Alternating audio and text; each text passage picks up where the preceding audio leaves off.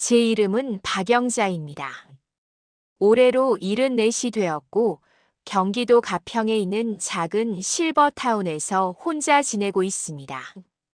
창밖을 보니 어느덧 산등성이가 붉게 물들어가고 있네요. 저 붉은 단풍을 보고 있자니 유독 그분이 즐겨 매시던 넥타이 색깔이 떠올라 가슴 한구석이 아려옵니다. 평생을 남을 위해, 아니 한 남자를 위해 그림자처럼 살았던 제 인생 이야기를 이제야 꺼내보려 합니다. 누군가에게 털어놓기엔 너무나 늦어버린 후회지만 그래도 들어주실 분이 계신다면 그것만으로도 제게는 큰 위로가 될 것 같습니다. 제가 있는 이곳은 시설도 좋고 공기도 맑아서 노인들이 지내기에는 부족함이 없는 곳입니다. 아침이면 정해진 시간에 식사가 나오고 저녁이면 따뜻한 물에 몸을 담글 수 있고 가끔은 또래 노인들과 모여 앉아 담소를 나누기도 합니다. 자식들이 보내준 용돈으로 편안하게 여생을 보내는 분들도 계시고 저처럼 젊은 날 악착같이 모은 돈으로 제 발로 들어온 사람들도 있습니다. 다들 겉보기에는 평온하고 여유로워 보입니다. 하지만 밤이 되고 각자의 방으로 돌아가 불을 끄면 칠흑 같은 어둠 속에서 밀려오는 고독은 누구에게나 공평하게 찾아옵니다. 그 고독의 무게를 견디다 못해 어떤 밤에는 저도 모르게 베개를 적시기도 합니다. 그럴 때면 저는 습관처럼 서랍 깊숙한 곳에 넣어둔 낡은 사진 한 장을 꺼내봅니다. 흑백이 되어버린 사진 속에는 웅장한 2층 저택을 배경으로 꼿꼿하게 서 있는 젊은 날의 제가 있습니다.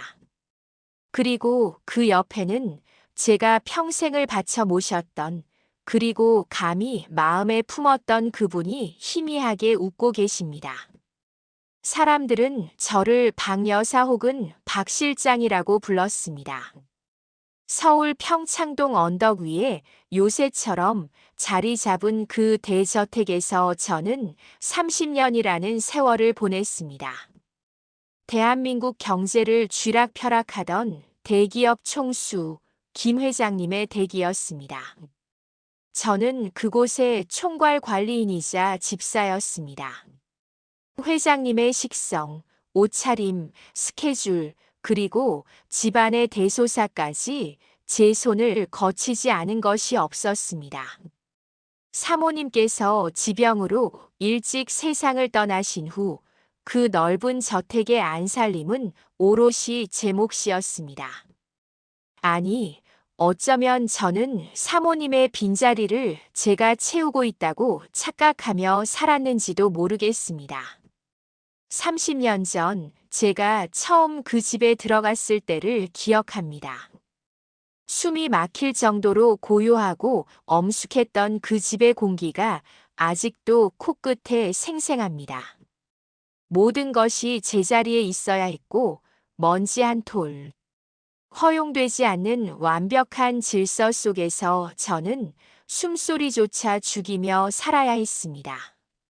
하지만 그 숨막히는 긴장감조차 저는 사랑했습니다. 왜냐하면 그 공간의 주인이 바로 회장님이었으니까요. 매일 새벽 5시 저는 누구보다 먼저 일어나 하루를 시작했습니다.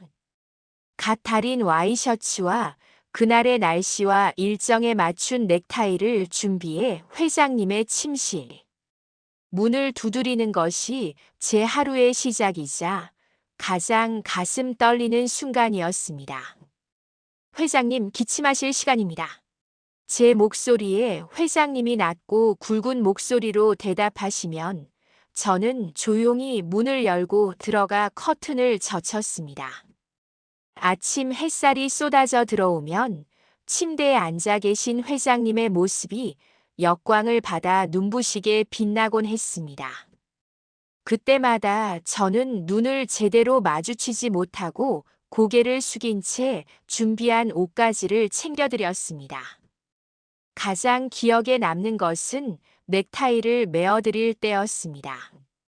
회장님은 손이 야무지지 못해서 넥타이 매는 것을 늘 어려워하셨습니다. 그래서 그건 언제나 제 몫이었습니다. 제가 까치발을 들고 회장님의 목에 넥타이를 두르면 회장님은 어린아이처럼 가만히 턱을 들고 저를 내려다보셨습니다. 그 거리는 너무나 가까워서 회장님의 은은한 스킨 냄새와 따뜻한 숨결이 제 얼굴에 닿을 듯 했습니다. 그 짧은 1분, 아니 30초 남짓한 시간 동안 제 심장은 터질 듯이 뛰었지만 저는 애써 태어난 척 손을 놀려 매듭을 지었습니다. 제 손끝이 회장님의 턱이나 목덜미에 살짝 스칠 때면 회장님의 몸도 미세하게 굳어지는 것을 느낄 수 있었습니다. 박 실장 솜씨가 좋아. 자네가 매주지 않으면 하루 종일 목이 답답해. 회장님이 거울을 보며 툭 던지시는 그 한마디가 제게는 세상 어떤 달콤한 사랑 고백보다 더 귀하게 들렸습니다. 그 말 한마디를 듣기 위해 저는 30년을 하루같이 새벽잠을 설쳤는지도 모릅니다. 저는 제가 회장님에게 특별한 존재라고 믿고 싶었습니다. 단순한 고용인이 아니라 그의 곁을 지키는 유일한 여자, 그의 취향과 습관을 가장 잘 아는 사람, 그가 가장 편안하게 의지하는 사람이라고 믿었습니다. 회장님이 늦은 밤 서재에서 결제 서류를 보시며 골머리를 앓으실 때 따뜻한 대추차 한 잔을 조용히 내려놓으면 회장님은 안경을 벗고 피곤한 눈을 비비며 저를 쳐다보셨습니다. 박 실장 자네는 아직 안 자고 있었나? 늘 미안하구만. 아닙니다, 회장님. 더 필요하신 건 없으십니까? 없어. 그냥 자네가 있어서 다행이야. 그 말의 의미를 저는 제 방식대로 해석했습니다. 자네가 있어서 든든하다는 말이 아니라 자네가 곁에 있어서 외롭지 않다는 말로 듣고 싶었습니다. 그렇게 저는 스스로 만든 환상 속에서 그 집의 안주인 아닌 안주인 행세를 하며 30년을 버텼습니다. 하지만 돌이켜보면 그건 철저한 저만의 착각이었습니다. 회장님에게 저는 그저 성능 좋고 고장나지 않는 편리한 가전제품 같은 존재였을지도 모릅니다. 필요할 때 항상 그 자리에 있고 알아서 척척 원하는 것을 대령하고 귀찮게 감정을 요구하지 않는 그런 존재 말입니다. 그 사실을 뼈저리게 깨닫게 된 것은 회장님이 돌아가시고 난 뒤였습니다. 회장님은 유언장에 제 이름을 한 줄도 남기지 않으셨습니다. 물론 퇴직금은 넉넉히 챙겨주셨지만 그뿐이었습니다. 평생을 바쳐 당신을 모신 저에게 마지막으로 남길 따뜻한 편지 한 통, 아니 그동안 고마웠다, 사랑했다는 말 한마디조차 없었습니다. 그 배신감과 허무함은 제가 이 실버타운에 들어와서도 오랫동안 저를 괴롭혔습니다. 내가 바친 청춘은 무엇이었나? 내가 믿었던 사랑은 도대체 무엇이었나?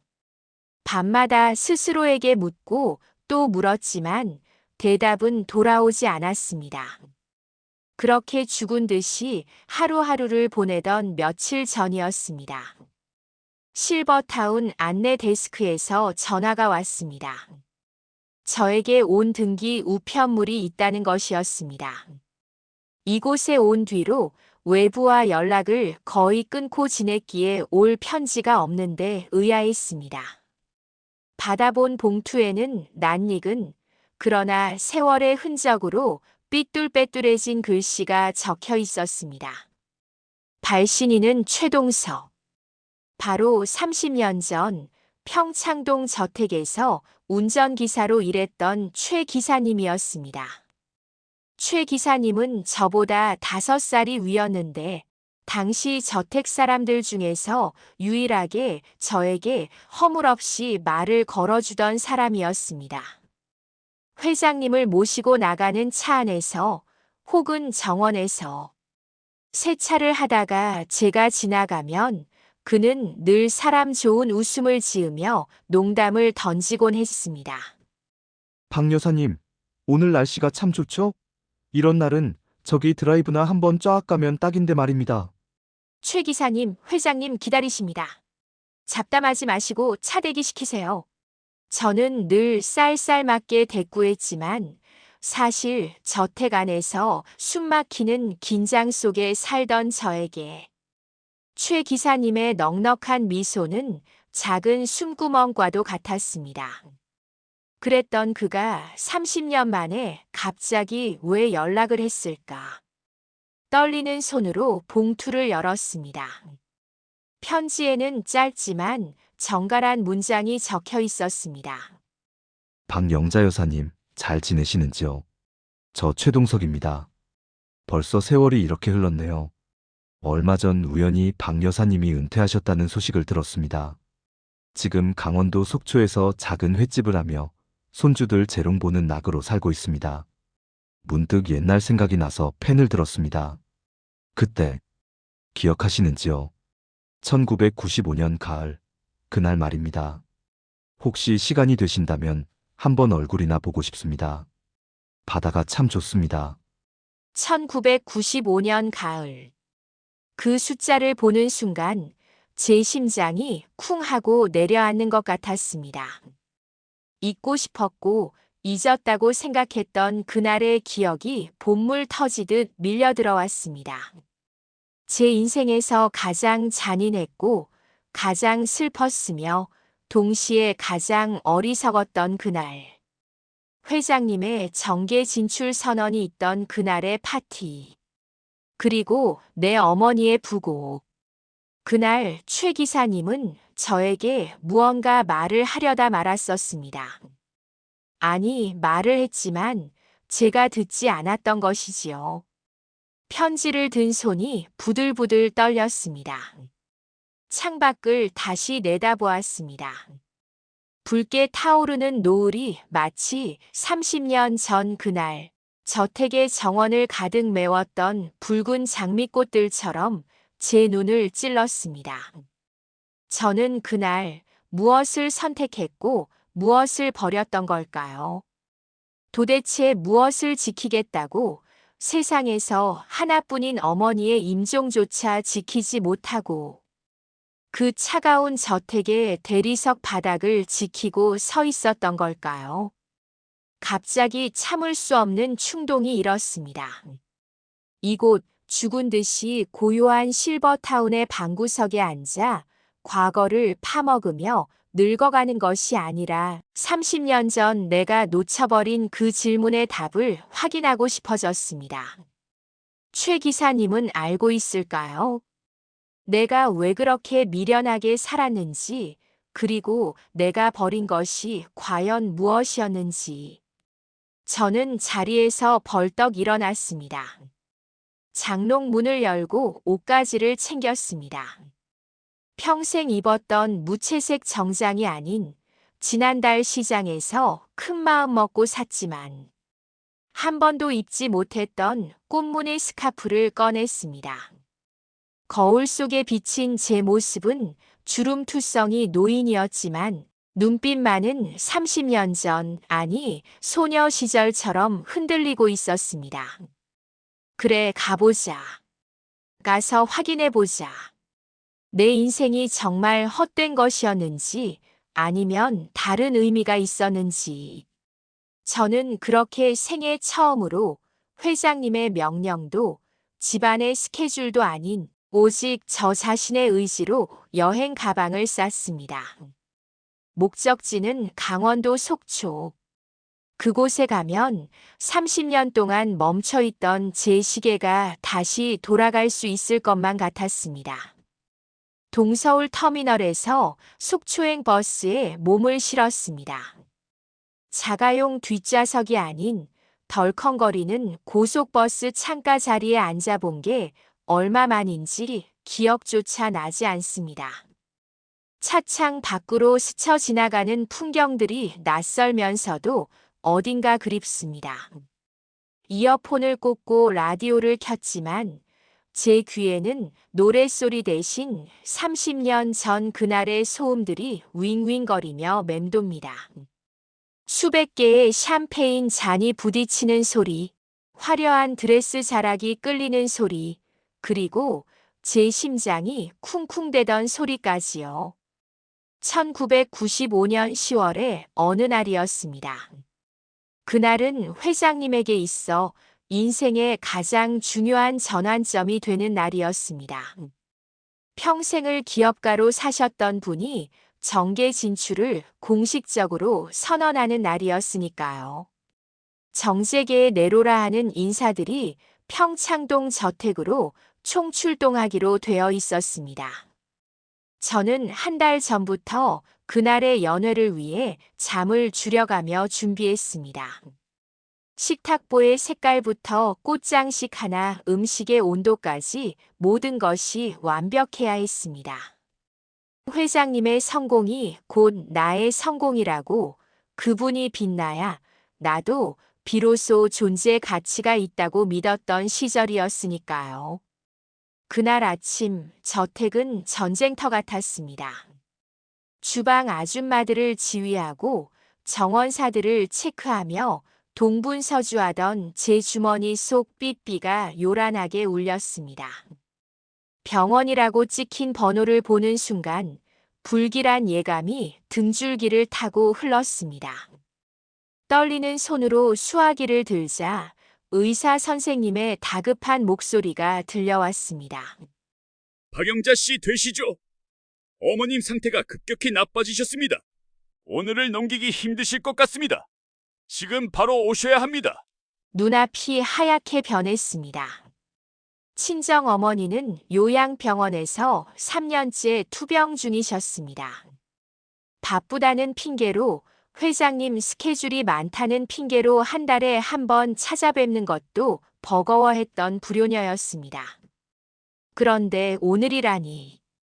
하필이면 회장님의 일생일대 중요한 날에 수화기를 내려놓고 멍하니 서 있는데 서재 문이 열리며 회장님이 나오셨습니다. 멋지게 차려입은 연미복 차림의 회장님이 저를 보며 손짓하셨습니다. 박 실장, 이 넥타이가 좀 미뚤어진 것 같지 않나? 자네가 좀 봐줘. 그 순간 저는 갈등했습니다. 지금 당장 어머니가 위독합니다라고 말하고 뛰쳐나가야 한다는 걸 머리로는 알고 있었습니다. 하지만 제 발은 바닥에 못 박힌 듯 움직이지 않았습니다. 제가 없으면 이 완벽한 파티에 균열이 생길 것만 같았습니다. 회장님의 넥타이를, 옷매무새를, 손님들의 의전을 누가 나만큼 완벽하게 해낼 수 있을까 하는 오만함, 아니 비겁함이 저를 붙잡았습니다. 네, 회장님. 제가 다시 해드리겠습니다. 저는 떨리는 손을 감추며 회장님에게 다가갔습니다. 어머니의 생명이 꺼져가고 있다는 전화를 받고도 저는 남자의 넥타이를 매만지고 있었습니다. 그때였습니다. 거실 창밖에서 저를 뚫어지게 쳐다보고 있는 시선이 느껴졌습니다. 최 기사님이었습니다. 그는 제 얼굴이 사색이 된 것을, 그리고 제가 방금 받은 전화 내용을 눈치챈 듯 했습니다. 잠시 후 제가 주방 뒷문으로 나가 잠시 숨을 고르고 있을 때 최 기사님이 다가왔습니다. 평소에 사람 좋은 미소가 아닌 잔뜩 굳은 얼굴이었습니다. 박 여사님, 병원에서 전화 온 거 맞죠? 어머님 위독하시다고. 어떻게 알았어요? 아까 통화하는 거 다 들었습니다. 지금 뭐 하고 있는 겁니까? 옷 갈아입으세요. 차 대기시켜놨으니까. 최 기사님은 제 손목을 거칠게 잡아 끌었습니다. 그 투박하고 거친 손의 온기가 너무나 뜨거워서 저는 흠칫 놀랐습니다. 못 가요. 오늘 무슨 날인지 알잖아요. 회장님 지금 회장님. 그놈의 회장님이 뭐길래 부모임 정도 안 지키겠다는 겁니까? 박 여사님, 제발 정신 좀 차리세요. 최 기사님이 처음으로 제게 소리를 질렀습니다. 그의 눈에는 물기가 어려 있었습니다. 나는 박 여사님이 이러고 사는 거 더는 못 보겠어요. 껍데기뿐인 이 집에서 당신을 여자로 봐주지도 않는 저 양반 그림자로 늙어가는 거 내가 안타까워서 못 보겠다고요. 심장이 쿵 하고 내려앉았습니다. 들키고 싶지 않았던 제 치부를 가장 보여주고 싶지 않았던 사람에게 들킨 기분이었습니다. 최 기사님은 한참 동안 저를 바라보다가 억누르듯 낮게 말했습니다. 나랑 갑시다. 오늘 그냥 눈 딱 감고 나랑 도망갑시다. 어머님께 가고 장례 치르고 그 다음에 그냥 나랑 속초 가서 살아요. 내가 행복하게 해준다고는 장담 못해도 적어도 외롭게는 안 하리다. 그건 투박하지만 진심 어린 청혼이었습니다. 그 순간 제 마음속에서도 거센 파도가 일었습니다. 그의 손을 잡고 이 숨막히는 저택을 벗어나는 상상, 따뜻한 밥 한 끼를 마주보고 먹는 소박한 삶에 대한 열망이 스쳐 지나갔습니다. 하지만 저는 결국 제 손목을 잡은 그의 손을 뿌리쳤습니다. 이거나요. 넘지 말아야 할 선이 있는 거예요, 최 기사님.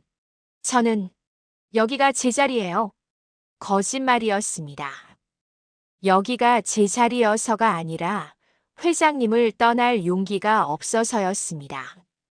내가 없으면 회장님이 불편해하실 거라는 핑계 뒤에 숨어 저는 저를 사랑해주는 남자가 아닌 제가 짝사랑하는 남자를 선택했습니다. 최 기사님은 믿을 수 없다는 표정으로, 아니 너무나 슬픈 눈으로 저를 보셨습니다. 박 여사 정말 나중에 후회 안 할 자신 있어? 그 말을 남기고 최 기사님은 돌아섰습니다. 그리고 그 길로 사직서를 내고 저택을 떠나버렸습니다. 저는 다시 연회장으로 돌아왔습니다. 화려한 조명 아래서 회장님은 정계 진출을 선언하며 스포트라이트를 받으셨고 사람들은 박수를 쳤습니다. 저는 구석에 서서 샴페인 잔을 나르며 기계처럼 미소 지었습니다. 속은 시커멓게 타들어가 제가 되어가는데 입가에는 경련이 일도록 미소를 매달고 있어야 했습니다. 밤 10시 파티가 절정에 달했을 때 다시 삐삐가 울렸습니다. 확인하지 않아도 알 수 있었습니다. 어머니가 가셨다는 것을요. 저는 화장실로 들어가 수돗물을 틀어놓고 입을 막은 채 오열했습니다. 거울 속에 비친 저는 화려한 정장을 입고 있었지만 세상에서 가장 초라하고 못난 딸년이었습니다.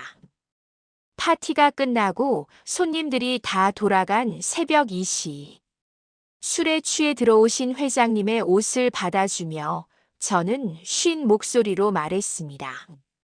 회장님, 저 오늘 어머니 상을 당했습니다.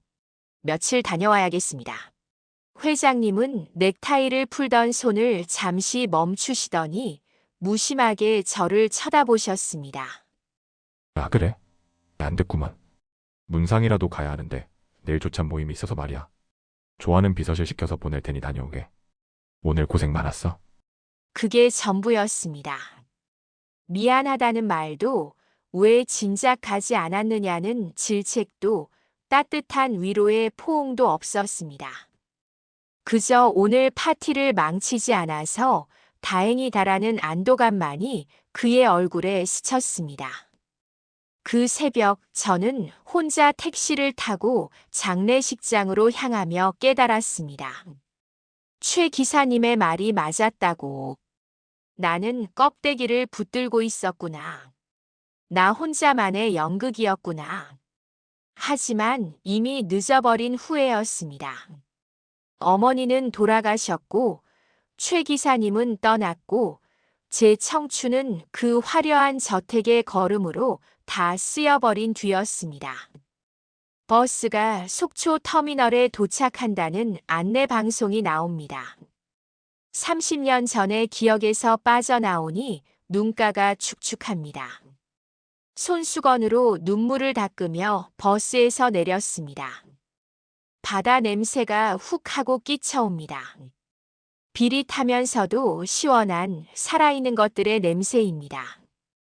터미널 앞에는 허리가 조금 굽었지만 여전히 어깨가 딱 벌어진 한 노신사가 서성이고 있습니다. 흰머리가 희끗희끗하지만 선한 눈매는 그대로인 사람. 최 기사님입니다. 저를 발견한 그가 환하게 웃으며 손을 흔듭니다. 박 여사, 여기요, 여기. 그 목소리를 듣는데 왜 그리 다리에 힘이 풀리던지요.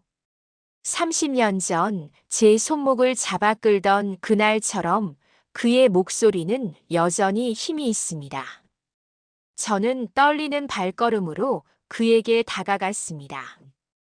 가까이서 본 그의 얼굴에는 깊은 주름이 패어 있었지만 그 주름 사이사이에는 저택에 살던 저에게는 없었던 여유와 평온이 깃들어 있었습니다. 많이 늙었죠? 오시느라 고생했습니다. 그가 제 가방을 받아들며 덤덤하게 말합니다. 마치 어제 만났던 사람처럼 자연스럽습니다. 우리는 그의 차를 타고 바닷가 근처 횟집으로 향했습니다. 차창 밖으로 보이는 푸른 동의 바다가 제 가슴을 시원하게 뚫어주는 것 같습니다. 횟집에 도착하니 그의 며느리와 손주들이 반갑게 인사를 합니다. 할아버지 손님 오셨어요? 시끌벅적하고 정신없지만 사람 사는 온기가 가득한 풍경입니다.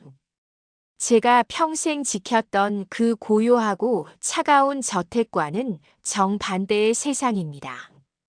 최 기사님이 직접 떠준 회 한 접시를 앞에 두고 우리는 마주 앉았습니다. 소주 한 잔을 기울이며 그가 툭 하니 말을 던집니다. 박 여사, 그날 이후로 행복했소? 회장님 그 양반, 박 여사 마음 좀 알아주던가요? 심장이 덜컥 내려앉습니다. 그는 다 알고 있었던 겁니다. 제가 회장님을 마음에 품고 있었다는 것을. 그래서 제가 그를 따라 나설 수 없었다는 것을요. 저는 잔을 만지작거리며 힘겹게 입을 열었습니다. 아니요. 행복하지 않았어요. 최 기사님 말이 맞았어요. 저는 그림자였을 뿐이에요.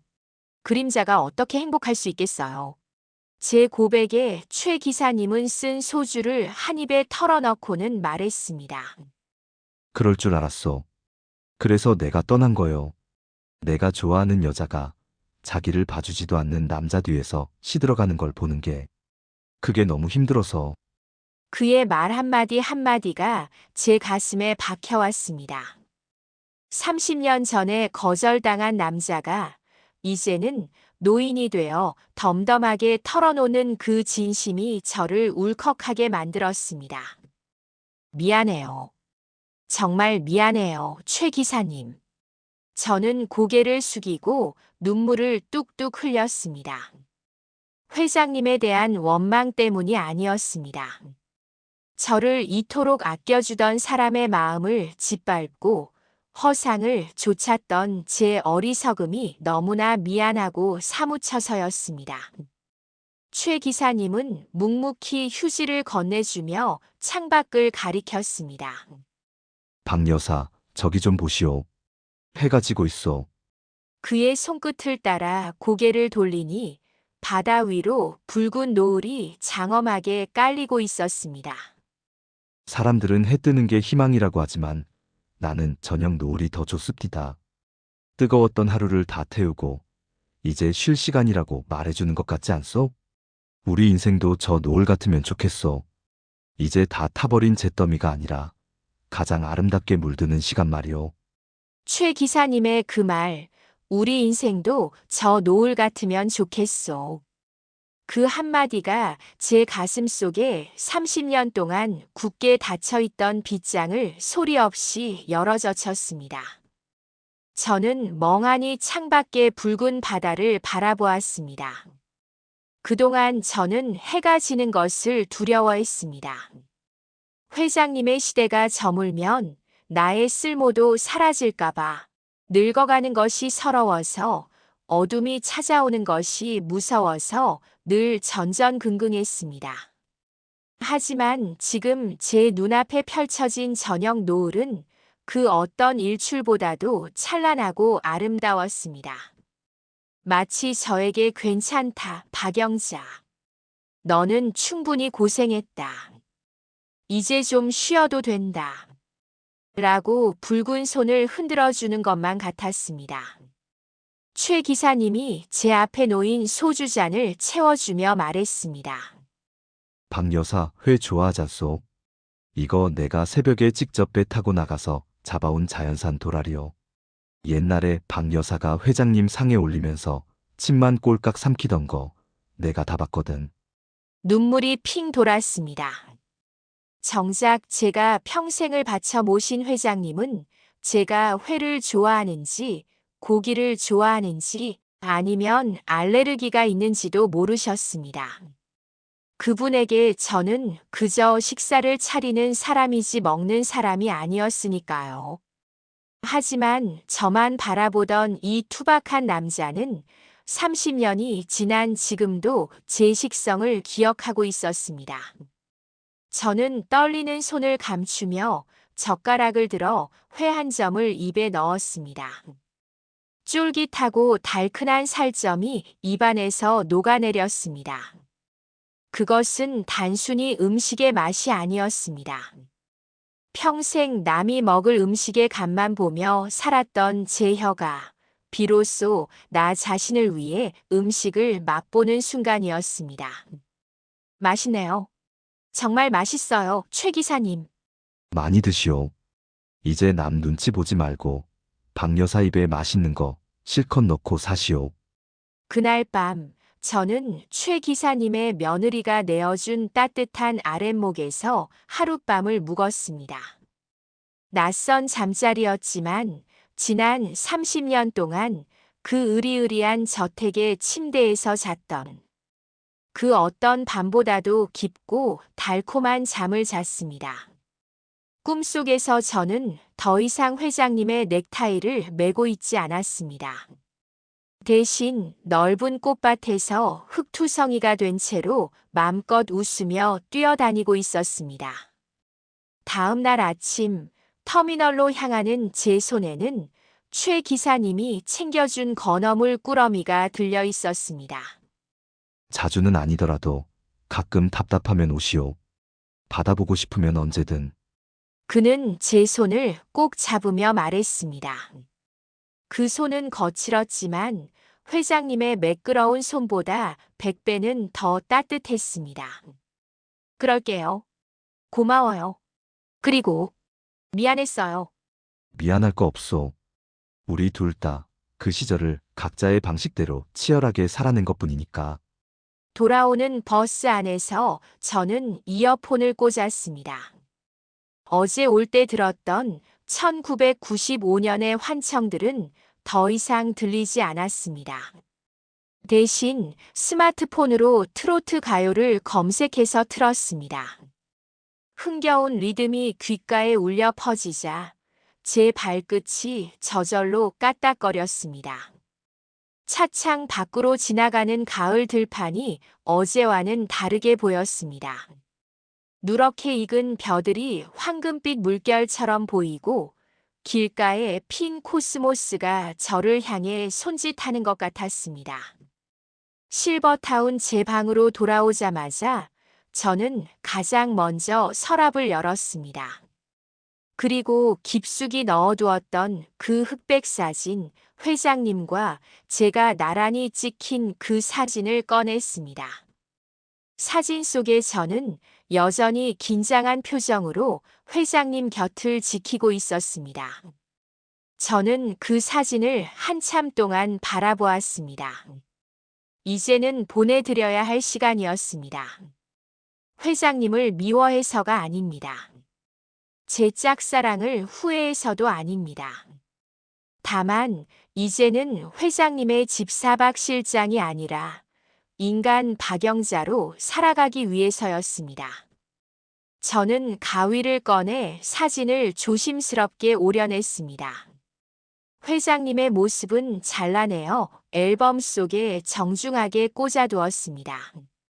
그건 제 인생의 한 페이지였던 상사에 대한 예우였습니다. 그리고 오려낸 제 모습, 젊은 날의 박영자만을 따로 떼어 거울 옆에 붙여두었습니다. 사진 속의 젊은 영자가 저를 보고 웃는 것 같았습니다. 고생했다, 영자야. 정말 애썼다. 저는 거울 속의 늙은 저를 보며 소리내어 말했습니다. 그리고 옷장을 열어 며칠 전 샀던, 하지만 한 번도 두르지 못했던 꽃무늬 스카프를 꺼냈습니다. 회장님의 넥타이를 매던 그 야무진 손놀림으로 이번에는 제 목에 화사한 스카프를 둘렀습니다. 거울 속의 할머니가 수줍게 미소 짓고 있었습니다. 곱네, 박영자. 아직 안 죽었어. 내일부터는 실버타운 식당에서 밥을 먹을 때 제일 맛있는 반찬부터 집어먹을 생각입니다. 노래 교실에도 등록하고 최 기사님이 보내준 건어물로 술안주를 만들어 옆방 할머니들과 막걸리도 한잔할 겁니다. 회장님이 좋아하던 클래식 대신 제가 좋아하는 이명웅의 노래를 크게 틀어놓고 청소를 할 겁니다. 누군가는 늙어서 주책이라고 할지도 모르겠습니다. 하지만 뭐 어떤가요? 이것이 제게 남은 나날을 대하는 저만의 방식인 것을요. 사랑하는 여러분, 혹시 여러분 중에도 저처럼 누군가의 그림자로 혹은 누군가를 위한 희생으로 자신의 인생을 미뤄두고 계신 분이 있으신가요? 자식을 위해, 남편을 위해, 혹은 지나간 옛사랑의 추억을 붙잡느라 오늘의 행복을 포기하고 계시지는 않나요? 그러지 마세요. 지나간 넥타이는 풀어버리세요. 그리고 여러분만의 꽃무늬 스카프를 매세요. 우리의 인생은 누군가를 빛내주기 위한 조연이 되기엔 너무나 짧고 소중합니다. 해가 지기 전 저녁 노을이 가장 붉고 아름답듯이 여러분의 황혼도 지금부터가 가장 찬란할 수 있습니다. 저 박영자도 이제야 진짜 제 인생의 일막을 시작하려 합니다. 비록 늦었지만 늦었다고 생각할 때가 가장 빠른 때라는 말을 믿어보려 합니다. 다음번에는 제가 노래 교실에서 배운 노래를 한 곡조 뽑아볼지도 모르겠네요. 그때까지 여러분도 부디 남이 아닌 나를 위해 맛있는 밥 드시고 좋은 옷 입으시고 많이 웃으시길 바랍니다. 제 긴 이야기 들어주셔서 정말 감사합니다. 부끄러운 고백이었지만 털어놓고 나니 30년 묵은 체증이 내려가는 것 같습니다. 여러분의 따뜻한 응원이 제게는 큰 힘이 됩니다. 구독과 좋아요를 눌러주시면 제게 많이 힘이 될 것 같네요. 오랜 시간 들어주셔서 감사합니다.